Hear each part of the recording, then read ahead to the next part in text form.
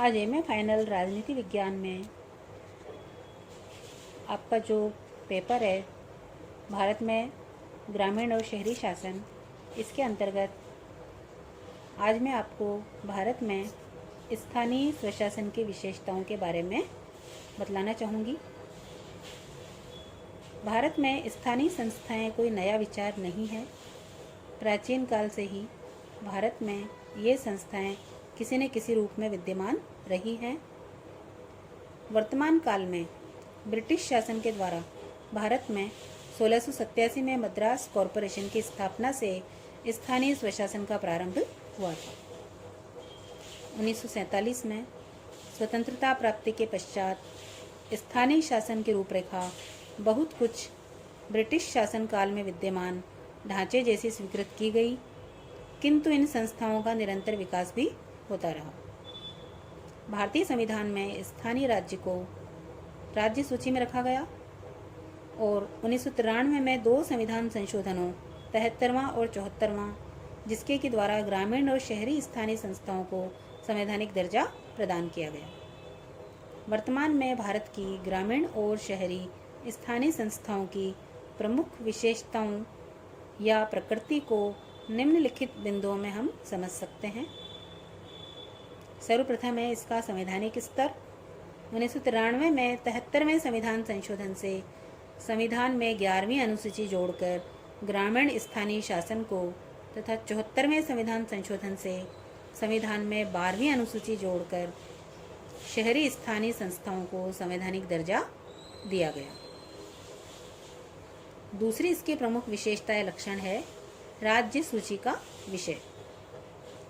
भारतीय संविधान में केंद्र और राज्यों के बीच शक्तियों के बंटवारे में स्थानीय शासन राज्य सूची का विषय है। संवैधानिक उपबंधों के अधीन रहते हुए राज्य विधान मंडलों का ये दायित्व है कि इन संस्थाओं को स्वायत्त संस्था के रूप में कार्य करने योग्य बनाएं। तीसरी इसकी प्रमुख विशेषता है संविधान द्वारा रूपरेखा का निर्धारण। 73वें और 74वें संविधान संशोधनों के माध्यम से पूरे देश के लिए ग्रामीण और शहरी स्थानीय संस्थाओं की मोटी रूपरेखा निर्धारित की गई।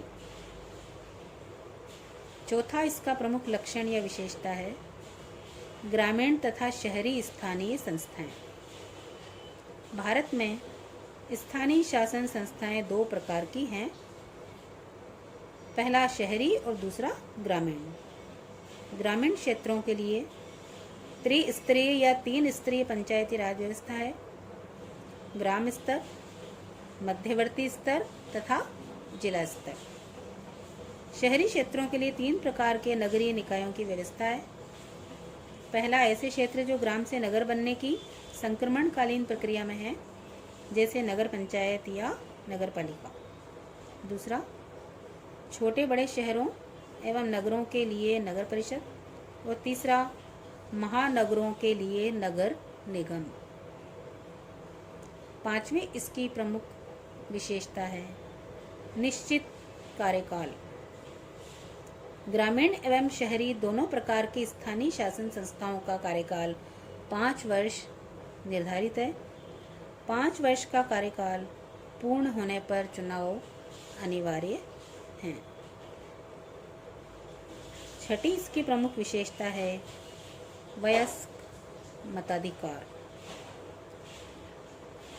ग्रामीण एवं शहरी दोनों प्रकार की स्थानीय शासन संस्थाओं में निर्वाचन हेतु मतदाता की आयु 18 वर्ष निर्धारित की गई है। तो इस प्रकार से भारत में स्थानीय शासन की प्रमुख विशेषताएं हम देख सकते हैं।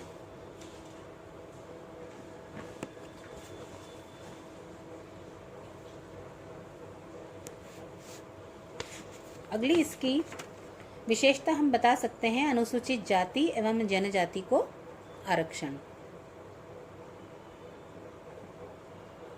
ग्रामीण एवं शहरी दोनों प्रकार की स्थानीय शासन संस्थाओं में 73वें और 74वें संविधान संशोधन के द्वारा अनुसूचित जातियों एवं अनुसूचित जनजातियों को आरक्षण प्रदान किया गया है। 8वीं इसकी विशेषता है महिलाओं को आरक्षण। महिलाओं को भी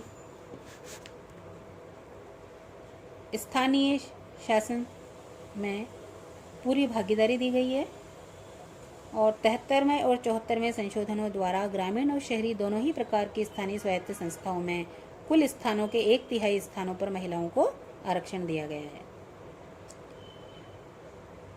अन्य पिछड़े वर्गों के लिए आरक्षण।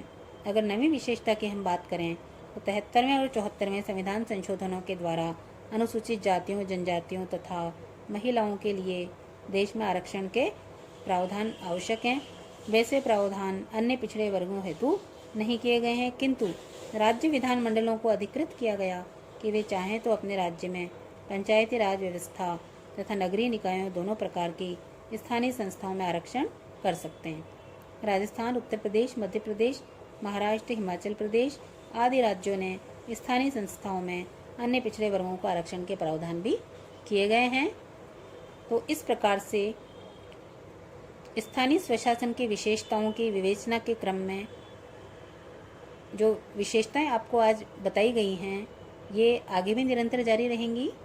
आज के लिए धन्यवाद।